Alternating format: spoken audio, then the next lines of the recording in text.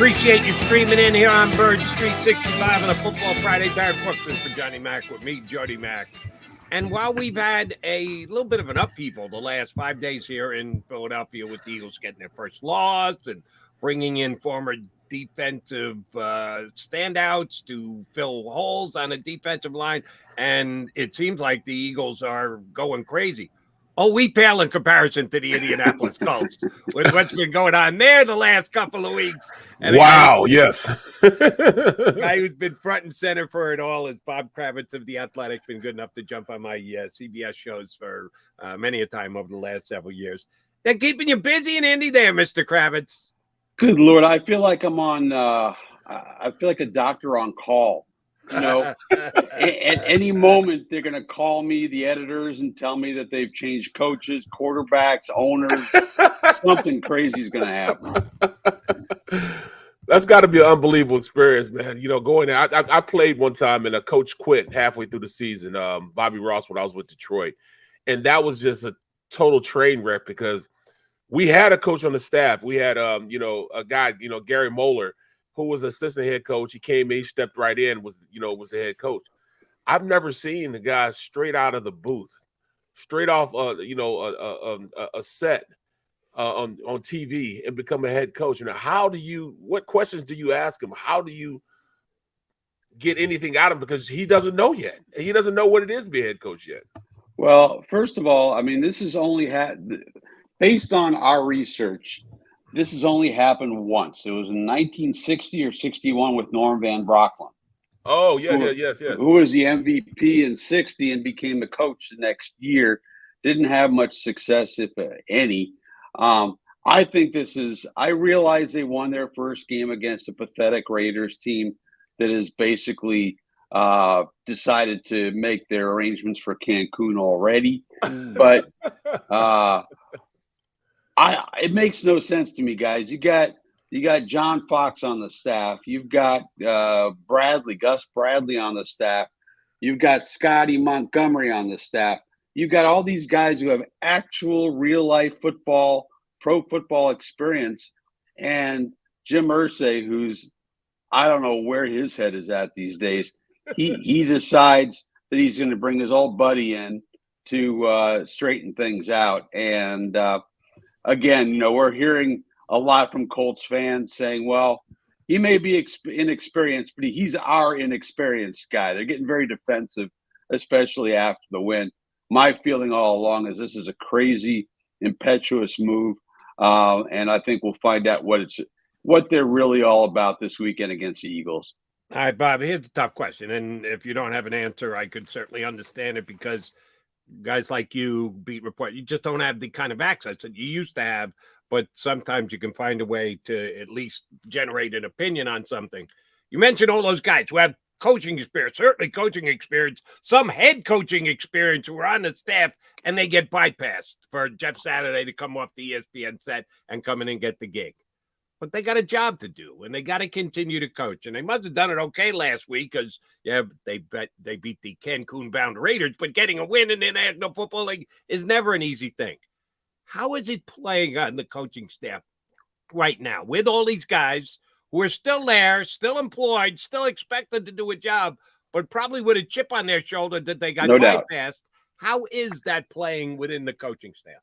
Well, it's been kumbaya publicly, but you've got to think, they're human beings.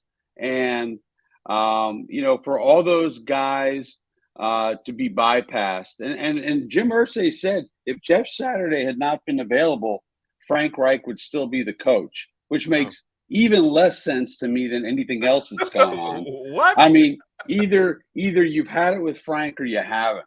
And so, this idea that Jeff Saturday is the only guy who could fix this mess is beyond absurd to me.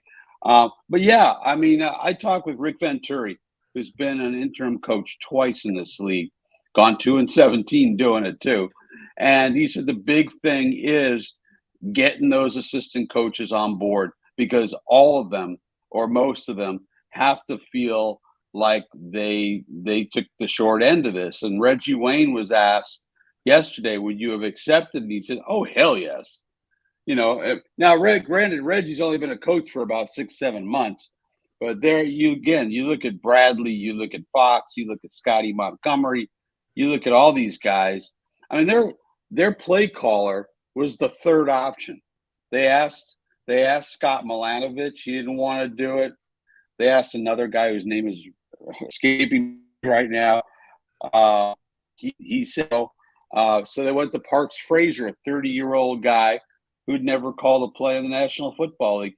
Did a pretty good job last week, I will say. But, again, It's the Raiders. Yeah, I didn't quite understand. I mean, even Kevin Mawai, Hall of Famer, offensive lineman. If you want an offensive lineman, hell, you had Kevin Mawai there. I mean, he's he's a smart guy. I actually played with Scotty Montgomery. Okay. Very, very sharp guy.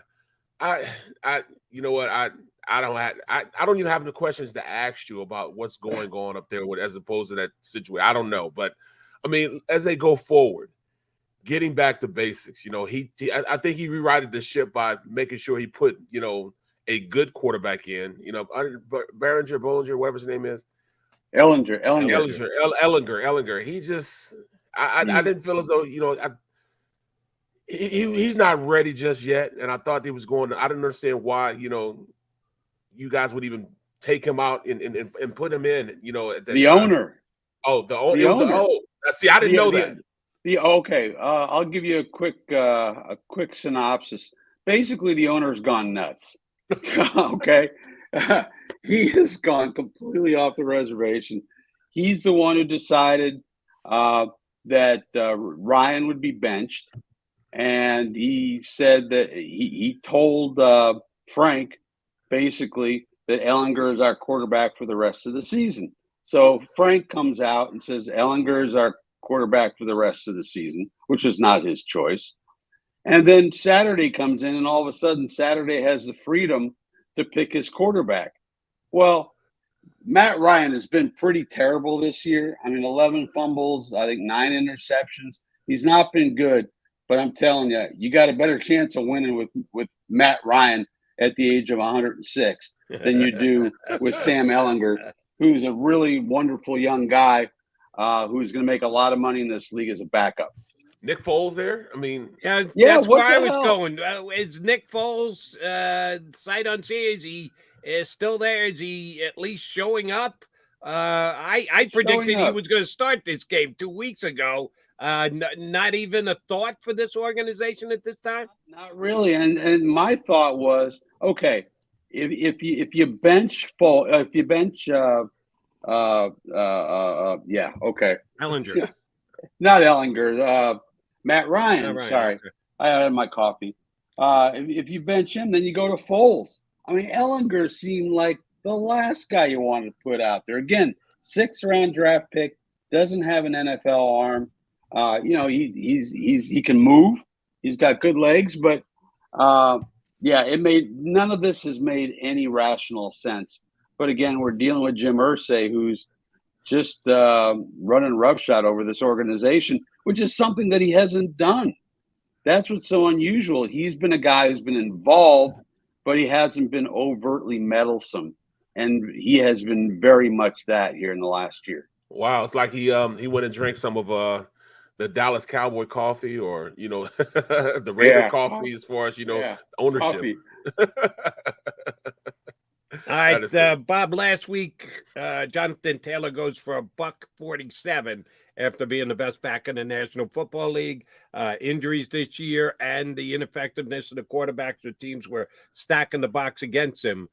How did the return to form of the best back in the NFL come to fruition last week? What did the Colts do or what did Taylor do that made him almost a 150-yard rushing guy? Well, they made yet another change at right guard. They brought in Will Freeze. He's a Temple kid, if I remember correctly. Yes. But that certainly helped. They've been using everybody but me at right guard and left tackle. Their left tackle, Bernard Raymond, who's a rookie, played better.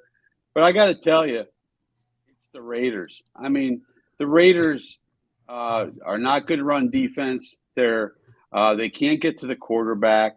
I mean, what was nice was this looked like the team that we thought they would be. That they would be balanced. They had 200 and something on the ground. They had 200 and something in the passing.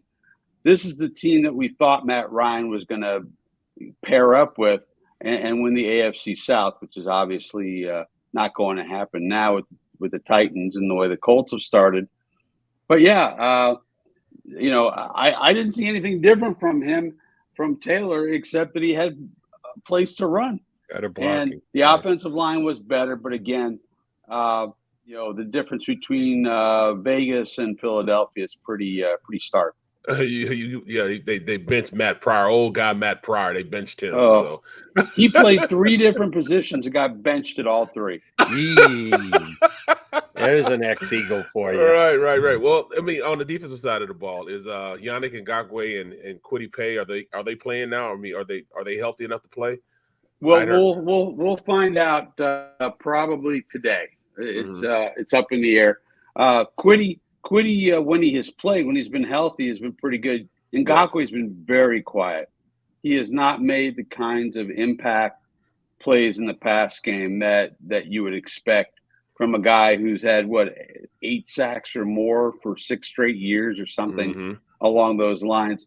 Kwity Paye is definitely making progress. He had a big game against New England defensively. They did nothing offensively, but we should find out today or tomorrow. It's official now. Shaq Leonard done for the season-ending surgery. He, to me, was their number 1 defensive player coming into the season, and he just couldn't stay healthy or get to 100% to be able to play on the level that we know he can play at. Are the Colts better because they now know he's out? Because it's kind of been, when is Shaq going to come back? Shaq comes back on a pitch count. It's kind of been, you didn't really know what you could get from him or expect from him. Is there a possibility that now that it's a given, a foregone conclusion, he's done for the year, they'll actually be better knowing that he's not going to be part of it going forward? Yeah, a distinct possibility. I mean, last I checked, they're 4th in the league on defense. They've gotten some great play from Bobby Okereke, the EJ Speed. Zaire Franklin, last I checked, was leading the league in tackles. So very good player. They've been very, very good defensively in all aspects. I mean, I think it takes some of the guesswork out of it. And certainly you don't want Shaq sitting in the locker room after each game grousing about the pitch count, which he has been the last couple of weeks. But yeah, I mean, he's been dealing with this for quite some time. And I think, and the hope is that this back surgery, those are 2 words you never want to hear in relation to a football player or anybody else for that matter. But if they can get this thing fixed, this impingement, this nerve impingement, then, he can move forward next year and hopefully be the kind of player he once was. Yeah, I tell you what, just looking at Zaire Franklin is playing his butt off, man. He has been lights out. But he's really a leader for that team. Oh yeah, he's the real deal. And like I say, Okereke, EJ Speed have all been very, very good in replacing Shaq. Definitely. How's our old pal Rodney McLeod been playing? Has he been sustained? He's been playing good. Getting a lot of snaps. Great in the community, as you guys know. He's been a really good piece for what's been a really good defense. And let me tell you, if their defense wasn't playing well, there's no way they'd be even 4-5-1 because, they're averaging 15, 16 points a game offensively. So, Rodney McLeod's been very, very good. Wow. I want to ask you about another player who wasn't the Eagle, but was almost an Eagle, or at least we were told after the fact he was someone that they were considering drafting. And that's Paris Campbell. Yes. Fourth year in the league, has never had that breakout season. Got more catches this year than he's ever had before, but has he finally turned a corner? Is he a viable guy? Because I would suggest, because of injuries, missed a whole bunch of games. Right. But he's had a kind of a disappointing career to this point. Where is Paris Campbell at in his development with the Colts? He's coming on. He had 3 straight years where he had season-ending surgery. Wow. And just never got off the mat, never got going. This year started off really slow. I don't have a stat handy right here, but the last couple of games, including the Raiders game where he scored the game-winning touchdown, he has been terrific out of the slot. They're finding more creative ways to get him the football in space. So finally, in his 4th year, he's healthy, knock on wood, and he's been a, for a team that doesn't know who its quarterback is from week to week or minute to minute, he's been very, very good. All right, Bob, last thing, and we appreciate you coming on for a couple minutes with us here today. I'm flipping through watching a bunch of games last week, maybe on the Red Channel, and I saw the Matt Ryan run.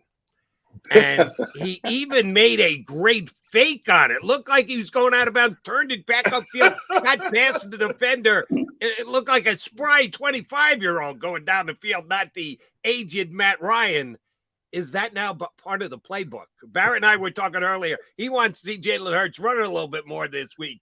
Is that part of the Colt offense, the Matt Ryan turn it upfield running play? Yeah, Jeff Saturday said they're going to go to the wing T or something like that. Yes. So a couple of things. Since there's a stat for everything, I fell across this one. His 39-yard run was the longest run by a quarterback 37 years old or older since 1975. 75! Since 70 freaking 5. Are you kidding me? Wow, with the wheels.